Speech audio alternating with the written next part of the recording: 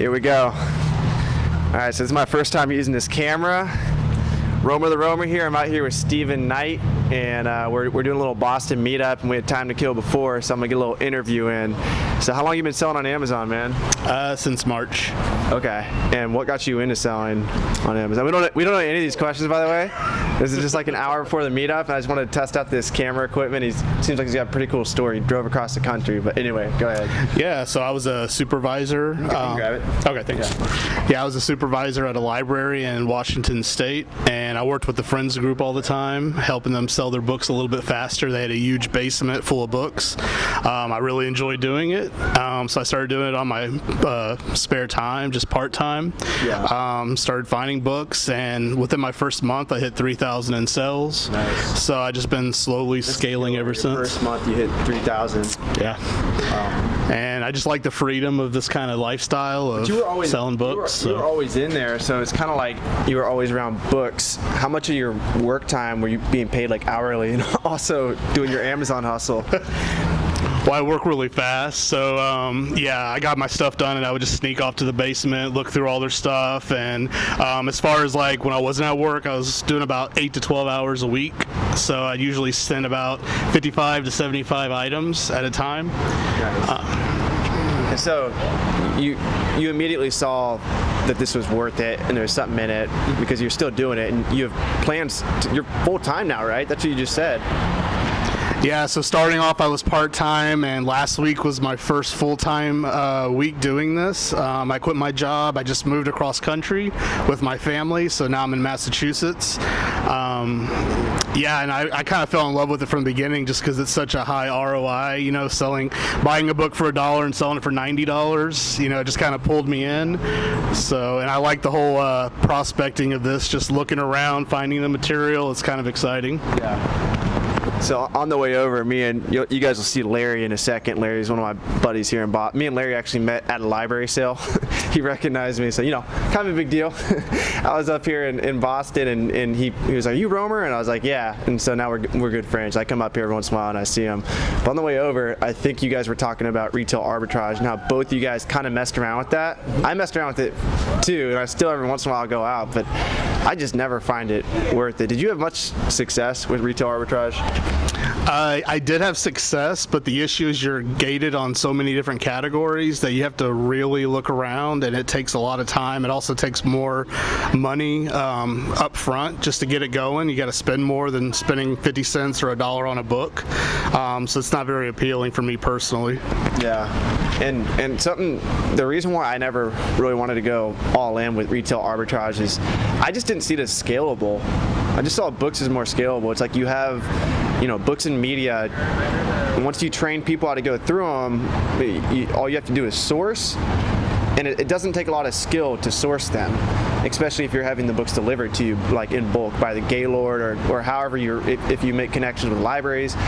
You have the books in your possession and you can list them up. It doesn't take a whole lot of, you know, specialty. That's why I was never really into like garage sale or garage selling or thrifting, because you have to have an eye for stuff, and you don't have to have an eye for books. You just have to have a smartphone, and then you can really build a team, you know, and that's what's exciting to me about books. And if you guys disagree with this, I'm interested in how people plan on scaling a retail arbitrage business. I know some people are doing great numbers, you know, millions a year, but as far as really scaling, I'm interested. I'm open to the idea. I've never really met anyone though that scaled up that high before.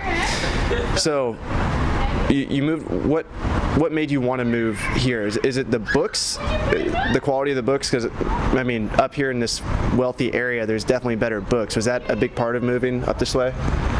Yeah, that was one of the reasons. We had personal reasons we wanted to be here, but also there's a lot of good material in Massachusetts, and I kind of feel like I was wiping out my whole county that I was living in Washington, so it was appealing to go somewhere new. And just to go with what you were saying about RA, another part of this for me is coming from the library world is I like to share information, sharing resources with other people. So if I can get books out of people's basements and out of their closets and put it in the hands of other people, that's what I like to do anyway. Yeah. So I think that's a strength that you have. I think we talked about this a while back, but just being in with the libraries, being cool with them, and being able to talk to them without being the weirdo like in the corner, just like stealing their books, like because that's what a lot of scanners feel like. They won't even like tell the librarians like what they're doing, but you're probably like very open with them, and you're probably able to get even more books. Yeah, I've gotten into like all their basements so far. It's only been a week and I'm already in all their basements. And just to give you a tip, when you're going around talking to these people, just be respectful with their items and be respectful with them. One of the librarians was telling me that one of the scanners that used to go to their library just made a mess. It was disorganized. He was rude. So I just said, you don't have to deal with him. I'm here now. I said, I'm nice. I'm organized. I carry cash. So now they're going to deal with me. So just treat people with respect, and you'll find that you can network with libraries really well if you can kind of empathize with what they're doing and the overall message of what they're trying to do in their community. Do you have the same success with thrift stores? It depends. I kind of like thrift stores because it's, sometimes you go into one and you find no books, and sometimes it's just a lot of books at really low prices. So I like thrift stores. I'm talking as far as like networking with like the managers and getting backroom access, stuff like that. Yeah, I was at Salvation Army. They had a family center yesterday, and I was connecting with the manager there, and he's probably going to hook me up with some kind of Gaylords or something. But he asked me if there was a limit to how many books I want to take in, and I told him no. Right. That was rude, Larry. He's walked in front of the camera. We're recording a video right now. That's their competition, by the way. So we're doing a big meetup tonight. So I like doing meetups in different cities because I bring all the competition together and make them talk about their business secrets. So what's your plan scaling this business? What's your plan of action? You plan on cherry picking, doing bulk, taking over all the library's basements in Boston? What is it? So initially, it's just my territory in the Cape. I live on Cape Cod, so I'm just trying to visit every area, make sure I know where all the good material is. Eventually, I want to get into online arbitrage, especially because I heard the weather gets kind of bad up here. I think that would be a scalable way of handling my business when I may not be able to get out of the house.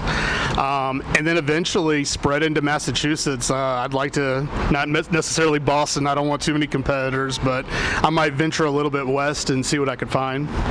I think I remember I did an East Coast trip a while back with my buddy Andrew Gong, and we worked from Portland, Maine, all the way to Washington, D.C. And I think I remember Cape Cod being one of the wealthier areas.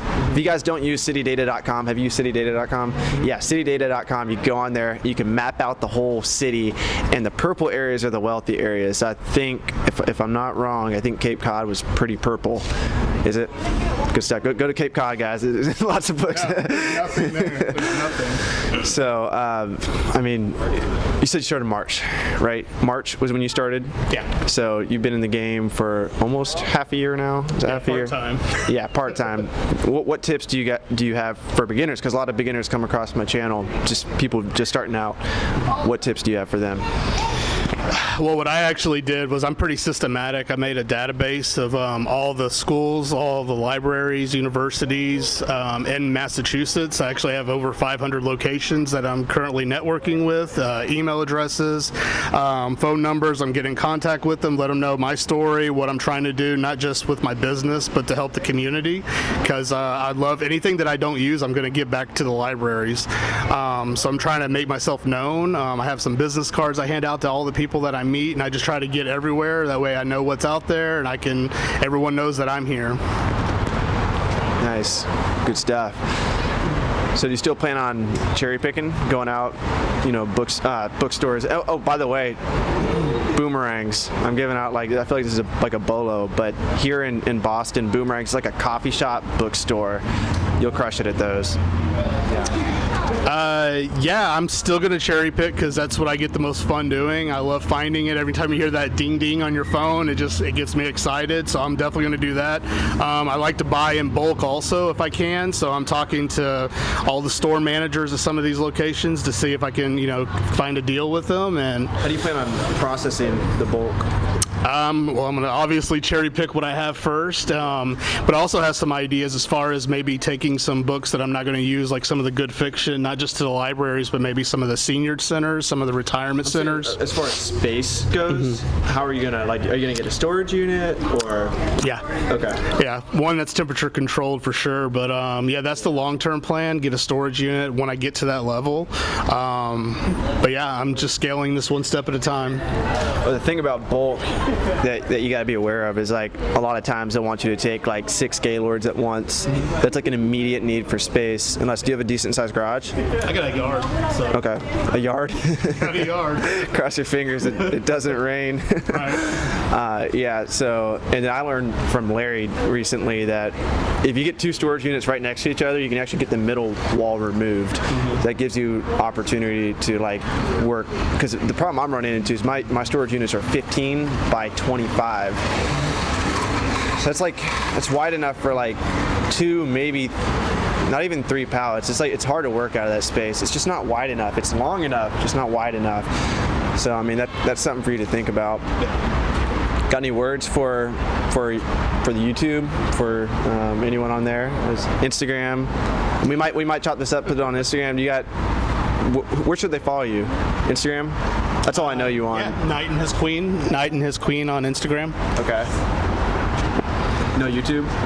No YouTube, not yet. You gonna start YouTube? No, actually I have no plans on YouTube. But yeah, everything that you're saying, that's what I plan on doing. That's just, I'm more in the early stages, but now that I'm full time, yeah, I'm gonna hit it hard, see what I can get. Keep us posted on Instagram, man. Okay. Yeah. Post every single day, so we can. It's so cool to see people's growth over time. And maybe you'll be a heavy hitter one day, and I'll come up to Boston and stay in your mansion. Yeah. Well, you'll never see me coming. So. All right, guys. Like, comment, subscribe. If you don't like the video, don't let him know. But if you dislike, it's because of me, not him, right? All right. Peace out. All right, we'll see how that turns out. My first time.